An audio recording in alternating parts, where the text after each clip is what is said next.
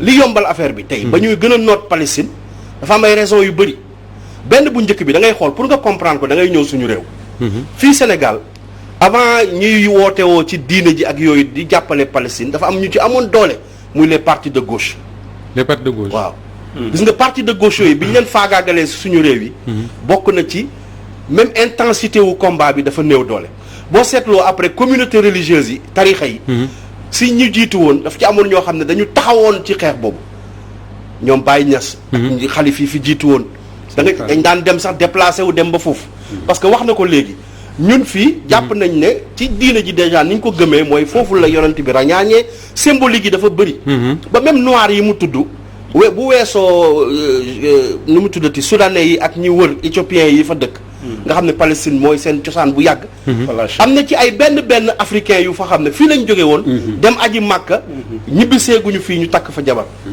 waaw am na ay africain ay benn sénégalais ay benn malien yoo xam ne way yu fa nekk depuis seen i maam yoo xam ne seen i sët ña nga fa mais donc suuf la bu barkeel bu ñu mais amatul beneen bi gën a garaaw léegi mooy soo demee nga xam ne balay lobby bi di constitué wu naa ko démantelé li ñu def en amont mooy dañuy dem Égypte ak dans le monde ñu démantelé organisation bi gën a puissante bi jàppale Palestine moo tax Égypte ak Iran ku defee ne jàppale leen ci politique nga ko teg rek da ngay nax sa bopp parce que jàppale leen réalité la dafa war a c'est-à-dire que le monde musulman le monde en fait globalement dañu war a taxaw ci loolu parce que ñooñu ñoo doon appuyer tey jihad islamique Iran moo ko doon gën a may doole frères musulmans yi seen branche moo jur Hamas te Hamas nekk force de résistance mais gis nga bul fàtte tubaab bi ñoom ci seeni caaxaan bokk na ci force bu leen favorable dañ koy tuddee terroriste comme li ñu tuddee woon Afrique du Sud d'ailleurs am Mandela ak ANC ANC force de résistance la woon mais ñoom dañ ko tuddee woon des terroristes bi mu favorable ñu ne nekkatuñu ay terroristes Hamas force de résistance la ñu te jihad islamique la même chose mais léegi soo demee Iran nga def ko embargo nga démantelé ko donc affaiblir Iran wala Égypte mooy affaiblir ñu ne foofu affaiblir Iran nga xam ne état la buy soutenir combat bi xeex bi et puis pour beaucoup de raisons d'ailleurs religieuses ak géopolitique nga démanteler association des frères musulmans parce que xalaat nga ne ñooñu suñu amee doole ñële dañuy am doole boo seetloo même ci réew arabe yi boo xoolee manifestation yi mënatul am doole parce que li ko daan yëngal association yooyu dañ leen gor ci suuf moo tax léegi da ngay gis suñu réew yi ak yeneen réew yi souvent intensité wu combat bi pour taxaw dëgg day des tarixa yi nag moom waxatuñ ko. est-ce que tey Israël Baro nekkul benn état bu intelligent bu am puissance dina permettre muy intervenir dans différents pays du monde di yàq par exemple yenn organisation yi nga xam ne dañu war a jóg comme Sénégal gii ñi def ni nar a jóg manifester ak yooyu mu am nu mu def ak ñoom yàq ko parce que li ma tax ma koy laaj mooy amoon na benn polémique bu mu fi déggoon te temps la ci ginnaaw ay imam yoo xam ne demoon nañ Jérusalem Israël mu leen fa yóbbu yu demee noonu est-ce que Israël duy jouer ci yu demee kii yooyu. waaw mais yooyu sax ñoom est-ce que weesu nañ foofu ñoom. oui parce que loolu. il faut plus grave. oui parce que bu njëkk mooy état bi la ñuy njëkk daaneel bu ñu daaneelee Égypte frères musulmans yi. xeex Iran. ak dañuy dem daaneel Libye après daaneel Syrie. oui léegi ñun après finalement médias yi occidentaux yi li ñu présenté rek mooy waaw mbir mi gis nga ñi ngi xeex la diggante dëkk ak dëkk wala des fois ñu boole ay réew arab dalante leen seen biir. léegi suñu paree ci loolu nag ce qu'ils font en fait mooy yii yooyu yi gën a ndaw. mooy dañuy jël ay sionistes si ñoom yóbbu leen comme ay ambassadeurs. yóbbu leen suñu réew yi. ñuy sudduwaaye nit ñi. di leen mooy yi ñuy jox rek. comme ay xaru tabaski xam nga ak yooyu nga jaay combat bu noble bu toll ni Palestine. et puis beneen bi gën a graaw gis naa suñu benn ci mbokk yi sax fan yi buy jéem a layal Arabie Saoudite di ko défendre naan xam nga gars yi di jàppale Israël américains yi ak yenn états yu mag yi jàppale Israël dañuy fexe aussi démanteler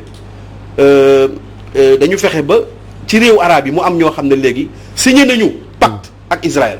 te avant amul woon Maroc bu yàggul signé na réconcilié wu na ak Israël. Émirats arabes unis ñi ngi ci loolu Bahreïn ñi ngi ci mais waa ji da doon wax ne Arabie Saoudite mi ngi nii si non Arabie Saoudite c'est-à-dire que pour nga xam ne dañuy collaborer ak Israël du sax doo sax sonn c'est-à-dire que niveau d'infiltration bi dafa dem même ci symbole islamique yi sax da ngay gis ne y a les Américains autour même imam yi da ngay gis seen sécurité ak yooyu c'est des gens en tenue de armée américaine ak yooyu lobby yi dugg nañ ba ci tey kuy jiite Arabie Saoudite suñ la validé wul dëgg appuyé la.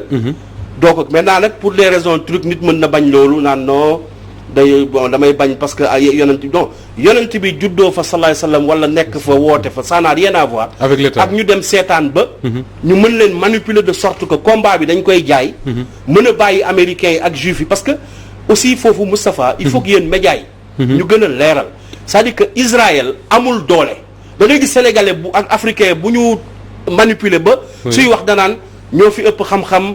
ils sont déggoo. mais c'est ça parce que li ñuy wax très mooy juif yi ñoo fi ëpp xam-xam ils contrôlent la finance mondiale. ils contrôlent les médias ils contrôlent nangam ak les plus grands médias américains ak yu demee noonu. loolu c'est-à-dire que loolu. bu weesoo lobby yi am nekk aux États-Unis Israël ci boppam c'est-à-dire que loolu mirage la rek benn affaire bu ñuy jéem a. lu mu mën c'est parce que puissance occidentale non américain c'est-à-dire que même boo xoolee ONG yi. peut-être que Seydi xëy na bokk ci ñoom ñi ngi xeex ñi ngi défendre. am na ONG yoo xam ne bu leen Israël financé ci agriculture. wala état yi mais du Israël moo génnee de américains yi ñooy génne jaarale ci ay ONG yoo xam ne satellite la au nom de l'état d'Israël pour ñu jàppale leen. parce que déggoo réew moo xam ne moom la ñu gën a dimbale ci àdduna bi. c'est-à-dire que Sénégal. mooy Israël lañ gën a dimbale ci Sénégal ci wàllu ay koppar. mais réew mu mel noonu mënoo ko wax ne moom puissance la wala am na doole. alors bu ñu xoolee image yi nga xam ne moom la ñuy gis fan yi c'est pas une première day fàttali ay yeneen ak yeneen yoo xam ne jaaroon na professeur Babacar Samb mais ñu bari ñi nga xam ne comme man seen xam-xam màccul jëm ci wàllu boobu rek li ñuy laajte mooy nan la un état mën a massacrer autant de population civile ba pare le monde la communauté internationale toog di seetaan lan moo ko expliquer le monde musulman moom moo faible trop wala Israël moo am doole am xam-xam contrôler la finance contrôler les médias contrôler leneen ak leneen.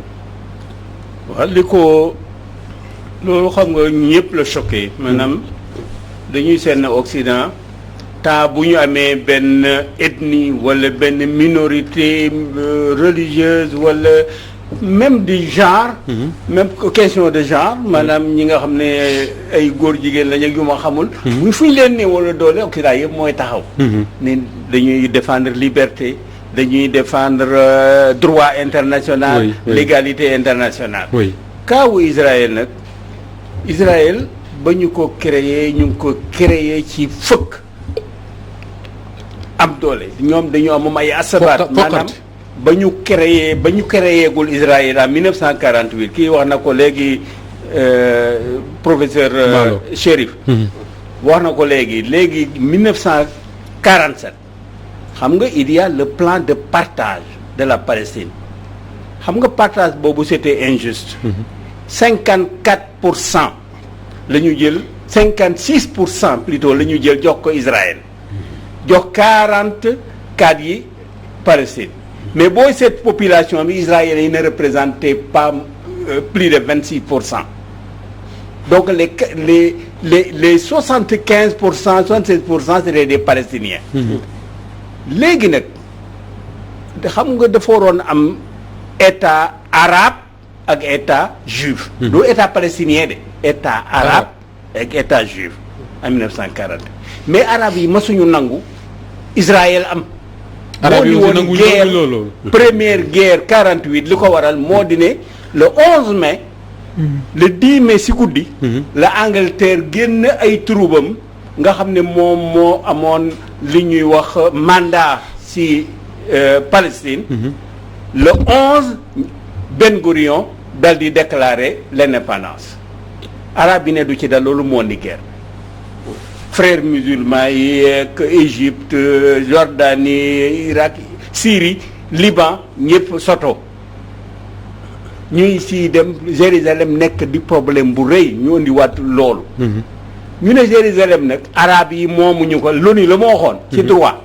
arabe yi moomuñu ko juif yi moomuñu ko. c'est la loolu mooy résolution internationale. ok juif yi arabe yi ak chrétiens yëpp ñoo ko bokk. loolu la ñu waxoon. mais ñun boo gisee boobu ba léegi li Israël di def ci ay agression maanaam agression weesuwul fekk nit mu dëkk ci këram nga ñëw génn ko ne que dootoo fi dëkk te mu moom këram ñaareel ba Sidi wax na ko léegi ak Gassama wax na ko léegi Seydi Gassama mooy le processus de colonisation maanaam ñi nga xamee ne ñi ne ñëpp ay juif lañ nekk Angleterre nekkoon Allemagne nekkoon Russie Argentine fu ne moom daal nekkal di juif rek religion bi moo compté. da ngay ñëw boo ñëwee nañ la jox suuf. même boo dee juif sénégalais ñu jël yow. waaw boo demee jox la suuf mu ngoog gisoo noonu lañ def juif yi nekkoon. Éthiopie def l'achat. waaw leen indi. yóbbu leen foofu yu ñuul. waaw yóbbu leen foofu jox leen suuf. yóbbu dugal leen ci armée bi dugal leen ci police bi dugal leen ci yëpp. loolu nag ndax bu jëkkoon amoon na quand même ay président arabe yu fort yoo xam ne mënoon nañu tenir tête Israël ku mel ni Gamal Abdel Nasser ku mel ni Saddam Hussein ku mel ni Hafez al-Assad mais ñooñu amatuñu. fi mu nekk nii Erdogan rek voilà Erdogan du arabe te moom mooy ki nga xam ne mooy gën di défendre Palestine te du arabe.